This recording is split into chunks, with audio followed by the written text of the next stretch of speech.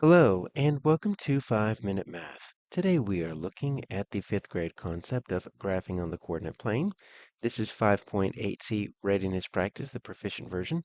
If you are interested in exploring the 5.8c Readiness Practice for the intermediate or advanced versions, or the Readiness Practice resource along with any other standard, you can find those by using the link in the video description.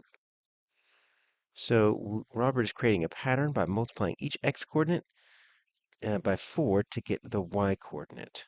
All right, so plot 3 points that will make this coordinate grid pattern work and make a table to show the coordinates. All right, so let's do this. Let's just start with x and y, and let's just start with 1, 2, 3. All right, so if we look at this, we multiply each x-coordinate by 4 to get the y-coordinate. So 4x equals y. That's really what we're doing here. So if we multiply this by 4, right, we're going to get 4. Multiply this by 4, we're going to get 8. Multiply this by 4, we're going to get 12. Well, I can get you 1 and 4,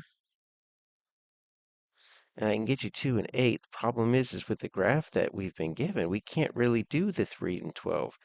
12 is off the graph, but we need 3 points. Well, I purposely started at 1 to show us that sometimes we overlook the easiest point of all.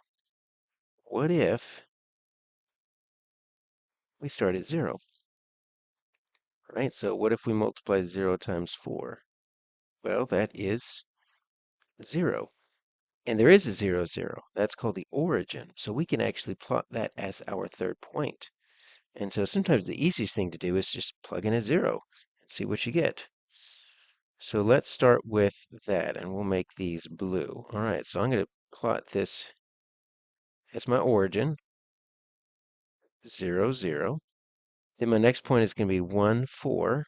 Remember, the first number is your x-coordinate, moving left to right. Your second number is your y-coordinate, moving up and down. All right, so let's get 1 and 4. And then my third one is 2 and 8. We just don't have a graph big enough to pick up that 3 and 12. So let's label it 2 and 8. And there we go. You notice a straight line being formed because it is what we call a linear relationship. Just a straight line. You multiply every x by 4. All right, so now we've got 3 sisters buying toys at Walmart. Each sister has a coupon offer $5 off the total, as long as each of them buys $10 worth of toys. All right, so now we need 3 points here. And we have a different type of graph here. You notice it goes up to 20. And let's go ahead and label. So the x is the total cost before using the coupon, and then y is after.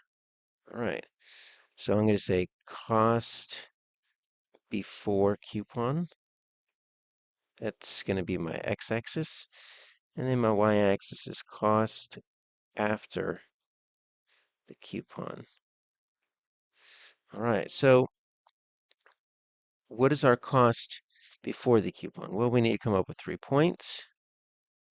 And those could be my x-coordinates, because those are my independent variables. And it says they at least need to buy $10 worth of toys. So let's just do 10. And then we'll go 15. And just to keep that pattern going, we'll go up to 20. 20 is the highest we can go, at least on this particular graph. Now, each sister has a coupon for $5 off. So really what we're doing is we're taking our x, taking the $5 away, and that's going to get us our 5. So 10 minus 5, you take that $5 coupon and you're going to get it 5.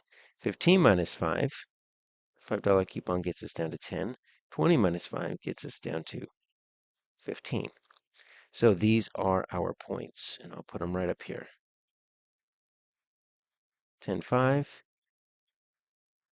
15, 10, and then 20, 15, right on the edge.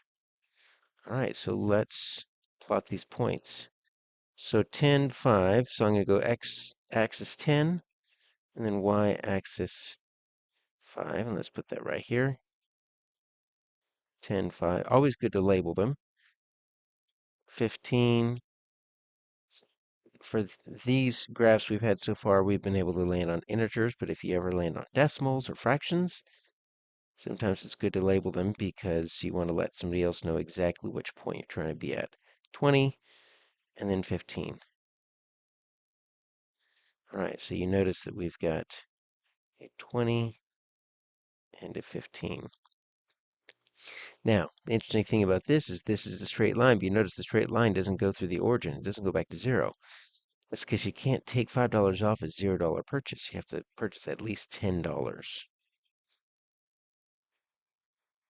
All right, for our third problem, they give us a table, mostly. We have to fill in some blanks, and then we're going to have to graph the relationship down there. All right, so let's see. We're going from 3 to 750, from 8 to 20. And I'm going to assume we're multiplying here, because if you did 8 plus 12, that gets me 20. But 3 plus 12 doesn't get me to 750. All right, so 8 times what gets me 20? Let's divide. Let's divide 20 by 8. So it's going to give me a decimal 2. And that's going to be a 4. Decimal 5. All right, 2.5 is what it looks like. Let's just verify. Let's do 2.5 times 3. And does that get me a 750? Yes, 7.5, but dollars and cents translates into 750. All right, so here's my rule. We're going to take 2.5 multiplied by x, and that gets me y. Okay, so I need to think 2.5 times what gets me 1250. If I want, I can uh, multiply up, or I could actually divide here, right? So we can think 2.5 into 1250. Now, the thing is we've got decimals, and so we can multiply both by 10 and get 25 by 125. If that's the case, that's going to be easy. That's a straight 5. So that's a 5. And then I've got my 2.5 times 10. Well, that's going to be what we just did right down here, 25. All right, so now we've got our points. And so I'll put them right down here. And this is why we need to label our points, because we are going to have decimals.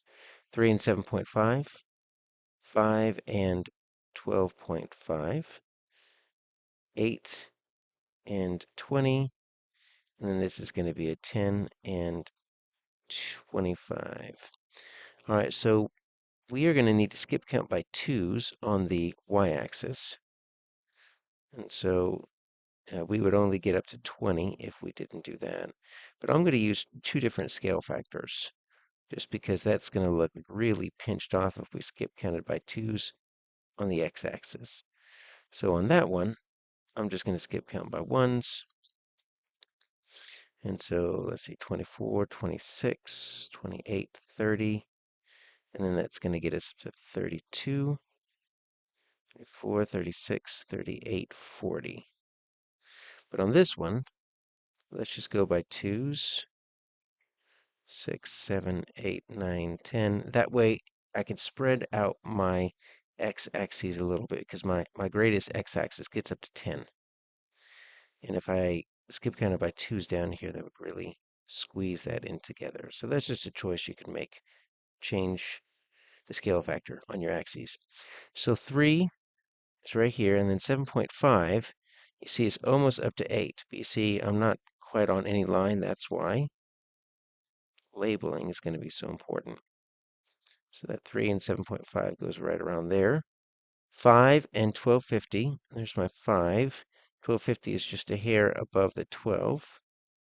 So let's do that right there. 5 and 1250, or 12.5.